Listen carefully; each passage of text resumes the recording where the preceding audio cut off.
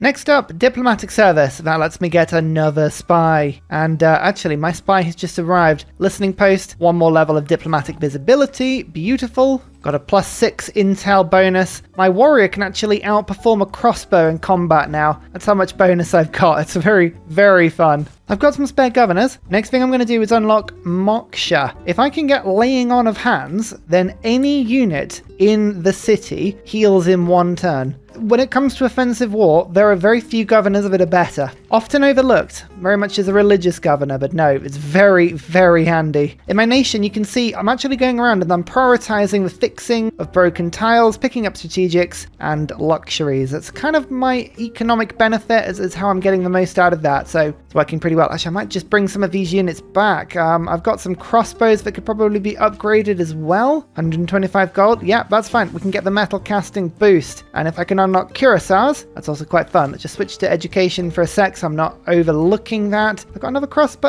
archer. Yeah, actually I do in my capital. There you go, metal casting is complete. All right, back to ballistics. Another golden age. Let's see who gets thrown into dark age and who doesn't. Actually, both. Oh, okay, right. So the Ottomans are in a heroic age now.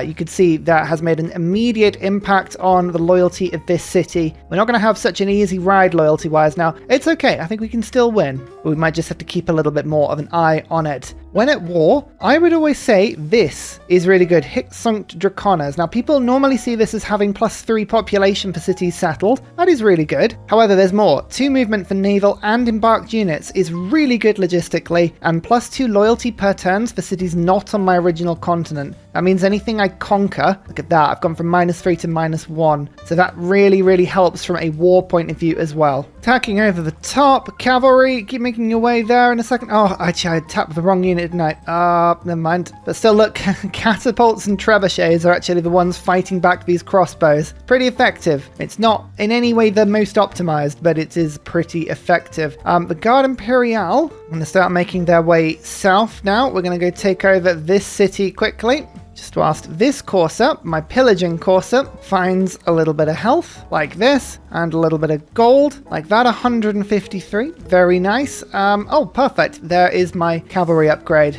And a banana is just defending this coast like an absolute trooper. Yes, unseen, just appearing, destroying units, retreating into the sunset. Very, very effective. Cavalry, keep pushing. Keep pushing. Gustavus, this great general, is going to be where I'm going to use my faith on, because Renaissance and Industrial Era troops, well, Industrial Era troops is my Guarde Imperiale. So far, too advanced for any of my great generals to work. No more rushing this great general through. It takes a couple of turns to get him to the front line, but that will help a lot. Halved as well is going to fall very quickly because that is an 89 strength attack. Oh, yeah, that's pretty brutal. And I think my Guarde Imperiale is actually able just to walk through this encampment. Yeah, look at that. Bam. That's the effectiveness of faith. So, yep, just going to keep on pillaging at 175. Well, look at that. We can now afford... Well, actually, next time we're going to get a great scientist and a great merchant anyway, but we can just keep affording more great people with every pillage. I am looking for more gold pillages, but alas, this is flat land with no mines. It's not really giving me very much at the moment. Now that I've finished the era as well, I can circumnavigate the globe. Something I've been holding off a little bit because it gives you 5 era score.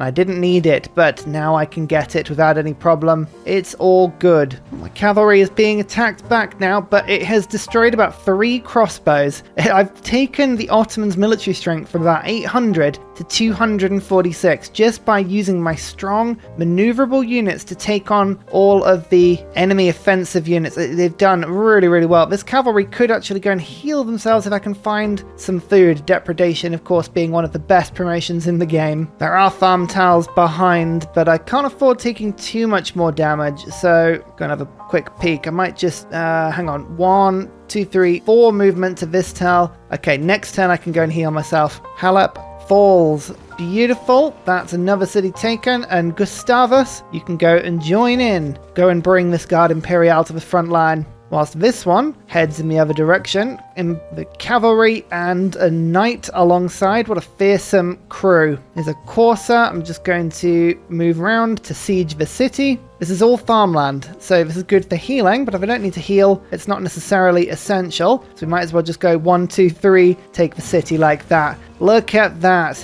Simple. Very, very simple. Oh, culture. 1 pillage, 2 pillage, move on, get some faith. Looks like there's more to pillage up to the north as well. Trade route capacity goes up by 1. Brilliant. Campus gives me 2 housing, 1 immunity. Even better. We're also finishing markets everywhere as well. Markets, commercial hubs, let's get the trade routes going, get more traders working. It's all about gold generation. Production is a useful resource. The more production you have in a city, obviously the more things you can build in it. Gold is less effective, but gold can be spent anywhere. So getting your empire to focus on gold production and then buying units at the front line, that is a very, very good strategy. 5 era score for circumnavigating the globe. There we go. Just need to find the Ottoman capital. It's Istanbul. I believe it's going to probably be... yeah, there.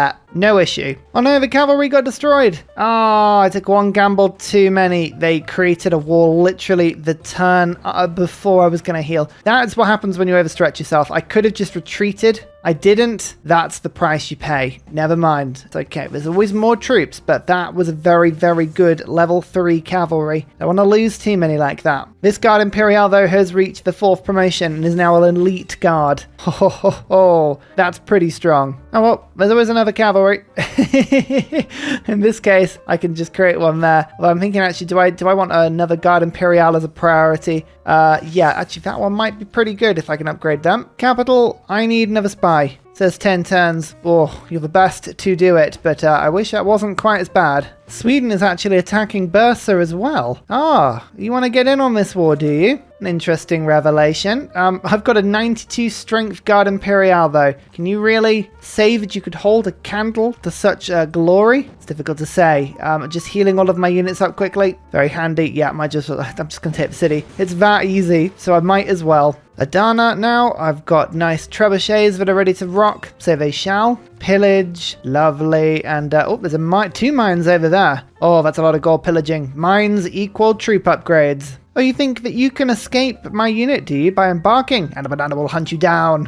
Ha ha ha. Akkad has appeared. There's an amazing amount of military city-states this game. You have to take advantage of it while you can. Melee and anti-cav units do full damage to city walls. It's quite handy. I'm just going to take the envoys now. I could put the card in to get a double, but there's no point. I might as well just use momentum here. Ursa is not protected, so cavalry is going to be able to run in and do a lot of damage very quickly, whilst this courser just has a bit of fun with a 1 pillage, a 2 pillage. Catapult hits, the trebuchet hits. Move that unit through because you better believe it, it's Guarde Imperiale time. I think I should be able to get, yep, 91 strength attack. Bam! City is taken. Momentum continues. Where's Istanbul? There's Istanbul. Ibrahim is stationed in the city. It makes it a little bit harder to attack, and there are medieval walls in that city, not regular, boring, old, ancient walls, so got to be a little bit more careful, but now we have an opportunity to get more troops. 1 more Guarde Imperiale. Get that replaceable parts boosted. Another cavalry. Another Guarde Imperiale. Just moving forward now. It's all about taking the little wins while you can. Cities with walls. City with no walls. Attack the city with no walls, especially with an entertainment complex there. That is some 3 health. I need visibility as to where Russia with their 8 cities and Sweden with their 9 really are. Now, I suspect they're to the south of me, but the best way I'm going to find that is with a caravel and with more navy. So we're going to go and send stuff out. Look, that is a very suspicious looking crossbow. I think they're directly to my south. It's very good to know. I also would love to know where Sweden's capital is, because it might be that I could just attack it from the sea. Then I wouldn't have to, conquer all of their cities. Like Istanbul and the Ottomans, I'm very much claiming everything right now. Not that it's an issue, I'm very happy to be stealing everything. There is a city in this direction, Ikil. I'm looking for St. Petersburg. I believe that is normally the Russian capital. Oh, interesting. A Russian city with no walls. Again, this is actually quite typical of any game. If you find an AI that's been on their own island, they won't have really ever had a reason or an issue to put walls up. The AI generally puts walls up in response to some sort of threat. And if you've been leaving army on their borders, for instance, that is classically the best and biggest reason they would need. Another population 4 city. And look, my courser has an opportunity to drain a holy site to the floor. Look at that. Beautiful. Oh, to the channel supporters that so wonderfully keep this channel going. Thank you again for all your support. I've just done a bit of naming. We've got Silver, Guarde Imperiale, Major King Kong, Guberman. We've got Radiatore, you are a heavy cavalry unit. Sean Kelly, you are a trebuchet, as are you, Lord Pauly. Listening post has done well. I'm just going to keep renewing it. It's always worth more combat strength, so I kind of want to keep that going. It's all looking pretty good. My siege tower is in place. Medieval walls are over Istanbul. Medieval walls are also over Silvas. So my battering ram now, alas, it has become obsolete, so I will start upgrading them. Sean Kelly's going to come in, just strike at Istanbul, just to begin the damage, and then Major King Kong and Silver, can you just take it over? Thank you so much. That wasn't too bad, really, was it? I think whilst my army just sort of takes out Istanbul to the north and a split and send some of it down to the south, you can see that actually I've started getting things like bombards now. It's looking pretty nice, and my cavalry can just make their way across the sea. I might just go and pay Sweden a little visit, see what we can find over there. Oh, Joan of Arc we can afford with my thief very soon as well. All about momentum. All very much about momentum. One thing actually that La Rochelle could do is give me the Grandmaster's Chapel. This would let me use some of my pillaged faith to get more army. It's also much cheaper to do it. And I was just thinking if there was stuff that I could chop out of this city, like that stone, that would help to get that building done nice and quickly. So maybe we can probably get a builder. I don't know. We'll see. Ballistics. Cuirassiers, field cannons, and there's humanism as well. Oh, it's all looking wonderful. In fact, what I'm going to do is Merchant Confederation is a very useful card for me right now. But I'm going to put Machiavellianism in. It lets me build my spies faster and also lets them complete missions faster, which means hopefully wherever I was building my spy, I think it was in my capital, we can get that out quicker and send my spies to the front line faster. In fact, Nationalism is where we're going to rush now as well. Not only can we form corps, which are 2 units combined into 1, and they are 10 stronger, which is about double the strength. It kind of makes sense, but also give me another spy capacity. So Nationalism is absolutely where we want to be going. In order to get that boost, we need to declare a proper Corsus Belli war. So something like a war of retribution, a holy war, something like that. Quite difficult to do unless you're targeting quite an aggressive person, which we are not, unfortunately, but never mind. Stockholm, by the way, right in the middle of Sweden. However, there is an 11 population city with no walls on the coast, and I believe that I can get it. No, I can't. There is a land bridge in the way. Lund is definitely the target. Luckily for me, Radiatore, along with 2 cavalry, is already on the way to go and investigate. Silvas meets Major King Kong and Guberman. It's not going to do you very good, really, is it? Oh, we've got this city surrounded, Ankara. You are not long for this world, my friend. Here's my first chateau, by the way. If I build them next to rivers, it's difficult to see that, but they get 3 culture and 3 gold, which is pretty useful. And that's next to a wonder. Sorry, it would get 2 culture otherwise, but still. All helps. Gold is by far my most useful resource right now. My science is doing good. Production in localized areas is doing pretty good. I just need the gold for all of the promotions I want to get. Lord Pauly leads the charge against Ankara. I believe that is that city taken. The Ottomans are now out of the game. Ruin, I know. I'm sorry to see you fall. I'm not really that sorry. Now we can move my army south. As I say, I'm kind of splitting in half right now. Some very, very fast units. Oh, with great generals moving them about, my Guarde Imperiale moves so quickly. Hello, Sweden. Time for a formal war. Always do formal wars if you can over surprise wars. Especially if the AI has been denouncing you, it means you get less war weariness. Not that war weariness is really a problem in a game like this. Also, remember to pillage the districts. Did you see that? Garrison defense fell by 1. And by 1 I mean 2. You know what I mean. It was all good. And we can immediately get the attack on Lund sorted and just swoop in to Gothenburg. In fact, actually, I've got a nicely spaced caravel here just to continue the pillaging. That's 800 gold. That is a lot of promotions. Radiatore, treat yourself to your Curacao outfit. Here is a spy. I'm going to send my spy over somewhere that I could do a nice easy project to get me a level. Something nice and quick. There is a governor here that can be slain. Oh, that could do... Oh, Foment and Rest. Actually, I can do Foment and Rest anywhere, can't I? Yeah, I can. All right, we're going to go to this Swedish city. Perfect. 1 attack on Lund. 2 attacks on Lund. 3 attacks on Lund. City taken. Immediately we'll pop Victor in for a little bit of loyalty. This is going to be quite a difficult hold. 13 loyalty minus, so we can hold the city for 4 turns using current mechanisms, but that is okay. I don't mind that at all. Guarde Imperiale is 1400 gold. Oh, It's expensive. In Gaza, we can make that cheaper if I can steal a city with an armory, or even better, a military academy, but we'll see if that works out. Sweden's got 262 military strength, and I can see a caravel, warrior, and knight. It's about 80 of that there. So only about 180 strength otherwise. They're not doing too hot. That is no problem for us at all. You can see just with my other naval units, I'm scouting out to the south to see where I can strike next. This is a pillaging cavalry, so through to the holy site. Let's start to do some more pillaging now. In fact, there is Joan of Arc. Do I want to get Joan of Arc? I quite like to get through all of the merchants. We're in the Renaissance era now, and as described before, if we can get modern era merchants, diplomatic visibility is on point, but we're ages away from that, so I don't think that's even worth it. I might just pick up another great general for now. Or, an engineer. Let's get an engineer. Something a little bit different, especially because my capital needs something to do, and building mausoleum in this city is a really handy thing to do. So we'll go and move over that. All of my trade routes, by the way, it's still taking these 12 gold routes where I can. Really helps the war economy, although, as I say, pillaging is by far the majority of my gold income at the moment. My new spy, what could you do?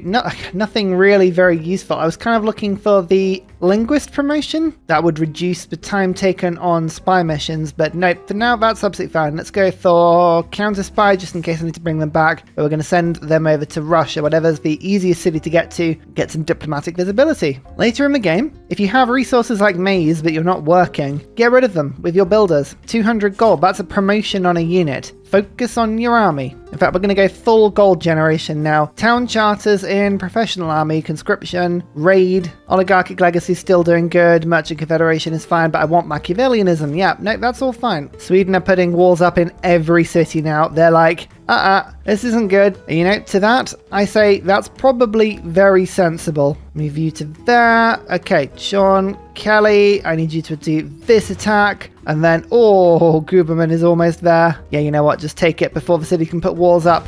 Thank you very much. And loyalty already is looking a lot better on this continent. Cavalry's almost dead. Now it's fine. Again, remember the siege on the cities. Then you can do little pointless skirmisher attacks on it because it can't heal. Most exciting. Most exciting. And a banana the scout. You are now a ranger. There's 81 strength attacks on people at the moment. This is the ultimate unit killer. Now, artillery is a very good upgrade, but it needs oil. Oil will unlock with battleships. They need coal. There's a little bit of stuff that I've kind of skipped out on here, so we're actually going to get education, mass production, and then industrialization. That'll give me some coal. Then we can work out whether ironclads or battleships or anything like that would be a good upgrade on my units. Working out which strategics you've got and then going from there is often a very sensible thing. I'm going to go to Solikamsk because it's 5 turns to get to it rather than 7. So that's a good option for me. So both my spies are now on the way. We're going to get some more visibility with the AI very soon. Galileo gives me a science boost for every adjacent mountain. I've got quite a few around here. I think 4 is probably my best. I've got a few locations with 4. Yeah, there might be a 5 round. Okay, right. We'll gamble on a 5, or do I just take 4 because it's easy? Take 4 because it's easy, and I can just pop Galileo immediately. But that's fine. That gives me a huge science boost. 2 bombards make their way to the front line. Yeah, that city is ready to fall. Major King Kong's gonna do the death blow here, but not before. Steal a bit of gold.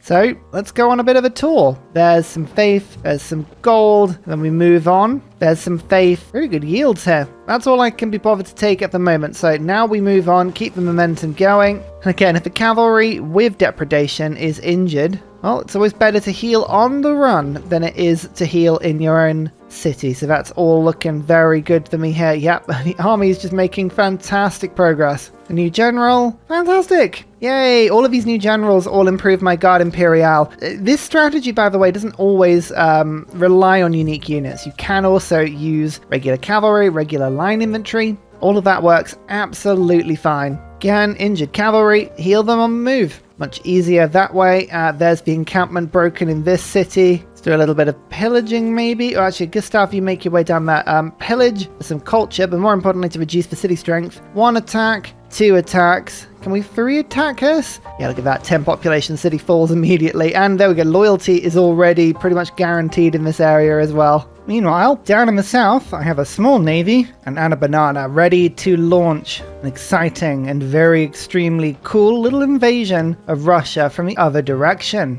Let's see how this goes. One thing to remember is that you never want your military strength to decrease. So all this time, even though my army is split, I keep upgrading, I don't let units die, I keep making new ones. So I've got more military strength than when I started, even though I've been taking losses every now and then in combat. Just a useful way of doing it. And oh yeah, the pillaging's so good. 400 gold on a pillage, that makes the city nice and weak, which is what we want to see. Silver bravely leading the charge here. Oh yeah, doesn't even need siege equipment. Terrifying force of nature. What's that? Stockholm has walls? No. My units will see to that. There are no more walls. So again, we're just making sure that we do all the pillaging we need before we take cities. Like this. It's just too good. Too easy. It's all 3 resource. I don't need all of this. I'm going to win the game before I'd need all of that. That's nationalism, by the way. We've managed to rush that through already, and we can now make armies. Alright, pillaging's pretty much done. Let's just go 1, 2, 3, like that. Take that city, and we'll go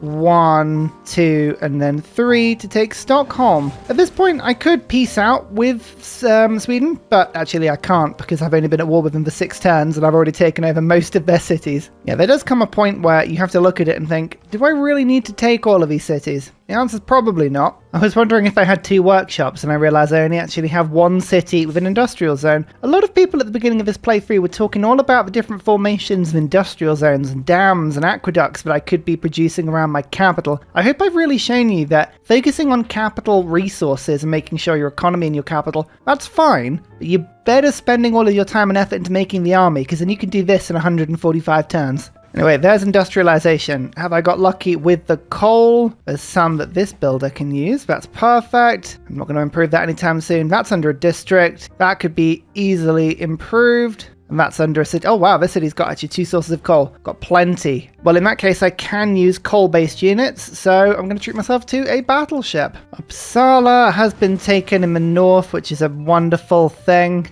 And silver is going to be treated to the Thirst Core. Look at this. 80 strength. Yes. Oh, my spies arrived finally. I can either get +3 combat strength against Sweden, which I don't really need, or I can try and level it up against Russia. So we're going to do that. We're going to foment unrest. It's only 6 turns to do it. If I succeed, I'll get a promotion. So I will give it a go. Well, this little invasion has worked very nicely, and a little fun trick for you as something that's quite useful. This is a city that I have officially no chance in hell of keeping with just this army. The loyalty is almost entirely gone, but I've just taken it with a naval unit because it's on the coast. So what I can do is not even bother trying to hold it. I can instead use some gold to go, yes, I will have a Guarde Imperiale just in this city. And now I'll raise it. There's no more mine, but look, now I have a unit ready to rock on this continent. And Anna Banana is going to enjoy this little invasion as well. Oh, I can found my own religion now. That's fun. I have been keeping an eye on it. It's always worth keeping an eye on where the religion in the world is. It's too scattered and half the world doesn't have any, so there's no risk of me losing to a religious victory here, but you can often replace any religion in cities with a holy site with your own later into the game, so it's quite fun if you want to do that. So Sweden does still have a bit of a navy, which is a bit of a problem, but I've got myself a frigate. It's not very good, but it could attack. Oh yeah, look at that. Sweden have got all of the bonuses stacked up, but we're going to just now deploy our entire army just across the sea. We need to get into the sea. We need to start invading. We need to do that as quickly as we can now. Not really even bothering with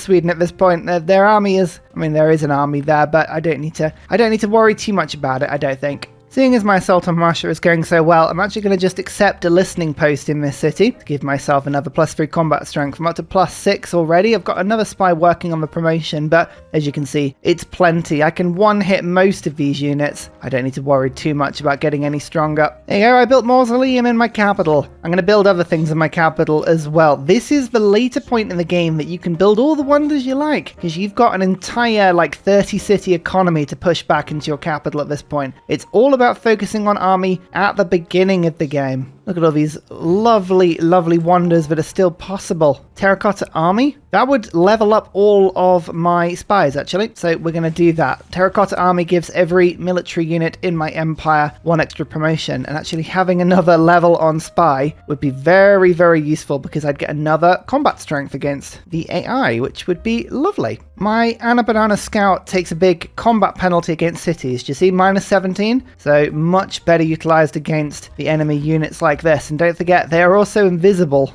unless units literally step on her. So it's all good. Let's just go in. Another city taken there. Loyalty doesn't actually look as bad this time. So this time I may end up keeping the city and moving Moksha over instead. How long can we hold this? 8 turns. Oh, that's plenty. More than enough time for all my reinforcements to make it through as well. Now, will Sweden take peace? It'll just stop their naval units just ransacking me. They will. I can take everything from them right now. Sometimes they offer cities. In this case, they're not going to, but that's fine. Let's just take peace. As long as Stockholm, their capital, is loyal and stable, which it is, there's no need to continue hostilities. This is the Hicksunk Dracones bit, by the way. My, obviously, units are being very, very quickly escorted across the sea, which is very handy. I have no idea where these Russian cities are. The borders are massive on them, which is really good for me in the sense that it's very good for pillaging. But right now, because Russia are my last target, I don't even know if pillaging is even necessary. Look at all these cavalry I've managed to amass. Where is my great general? Yes, actually I can get my great general in to boost most. It's like, hello Russia, you didn't see me before, but now I'm here.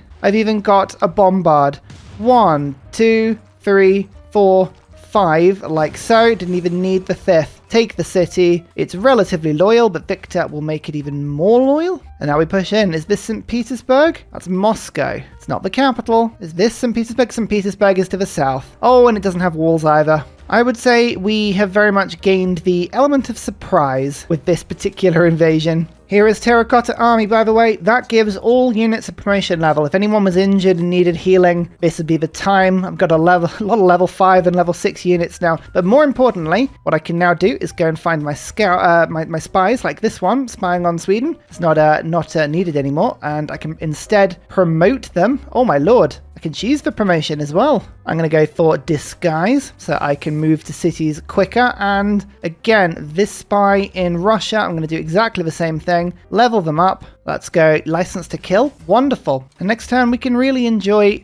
I'll show you what that means. It's wonderful. So you'll notice now that I've got 2 promotions. My spies are secret agent, which means that I can get 2 levels of diplomatic visibility. So I'll reset the mission, and now instead of a +6, I have a +9 on intel. I mean, let me just show you what that sort of level gives me. It's the sort of level of combat strength that lets me go 1 attack like that, and then Silver can just literally waltz in to Moscow with a double attack like that.